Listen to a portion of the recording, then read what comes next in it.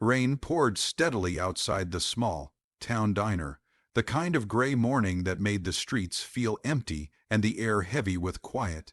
Inside, the warm glow of the lights reflected off the chrome counters as Emily moved quickly between tables, refilling cups and greeting regulars with her usual smile.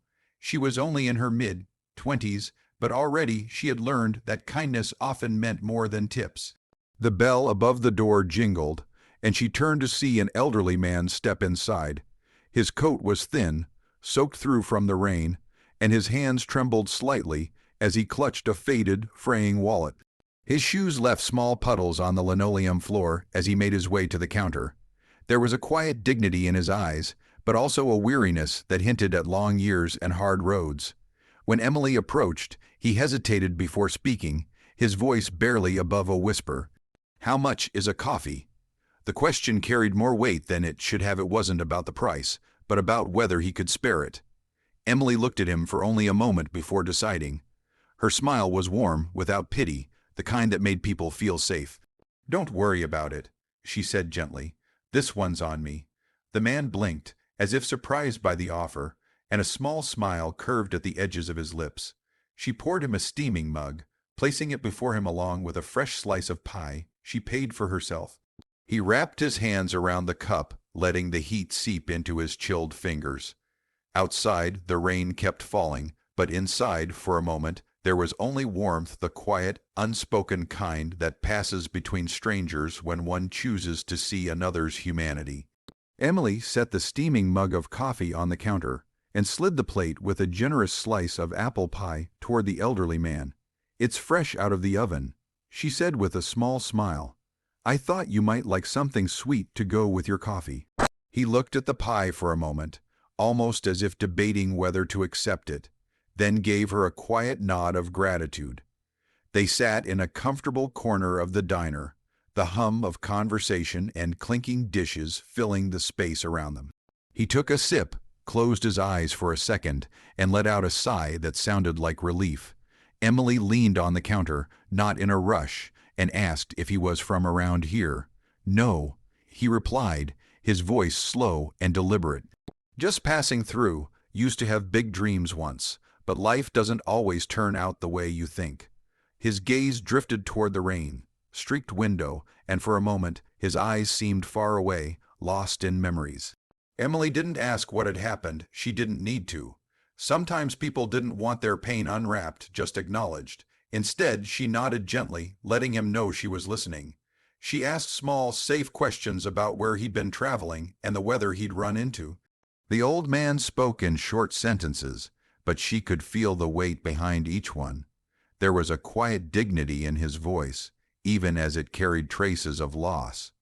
Emily didn't offer advice or empty sympathy. She simply stayed, pouring him a second cup when his first ran low. Her presence a quiet reminder that some kindness required nothing in return, only the patience to share a moment with someone who needed it. When the last crumbs of pie were gone and the coffee cup sat empty, the elderly man slowly pushed back his chair. Emily offered him a warm smile as he reached for his worn coat, the damp fabric still cold from the rain. He slipped it on with deliberate care, then turned to her. "Thank you," he said, his voice steady but tinged with something deeper gratitude that seemed to go beyond the pie and coffee. Emily waved it off lightly. "It's nothing. I'm glad you enjoyed it." But his eyes lingered on hers for a moment longer, as if he wanted to say more, and then he reached into his pocket. Instead of money, he pulled out a folded paper napkin. Setting it on the counter, he gave a small nod and walked toward the door. The bell jingled softly as he stepped out into the drizzle, disappearing down the street without looking back. When Emily picked up the napkin, she noticed neat handwriting in faded blue ink. "You'll be repaid for your kindness someday." She smiled faintly, touched by the gesture, but didn't think much of it. Over the years, she'd received little notes, trinkets, and thank yous from customers. This felt like another sweet but passing moment. She tucked the napkin into her apron pocket and went back to refilling coffee cups, wiping down tables, and greeting the next wave of regulars. By the time her shift ended, the memory of the old man had faded into the background of countless diner interactions. Outside, the rain kept falling. Somewhere beyond the wet streets and glowing neon lights, the man was walking away carrying her kindness with him, and leaving behind a promise she had no reason yet to believe would ever come true. 2 weeks later, the morning rush at the diner was in full swing. The scent of frying bacon mingled with fresh coffee, and Emily was moving from table to table, balancing plates with practiced ease. Outside, the rain had given way to crisp sunlight, casting long shadows across Main Street. That's when the sound of engines drew everyone's attention. Two sleek black cars pulled up to the curb, their glossy exteriors gleaming under the light.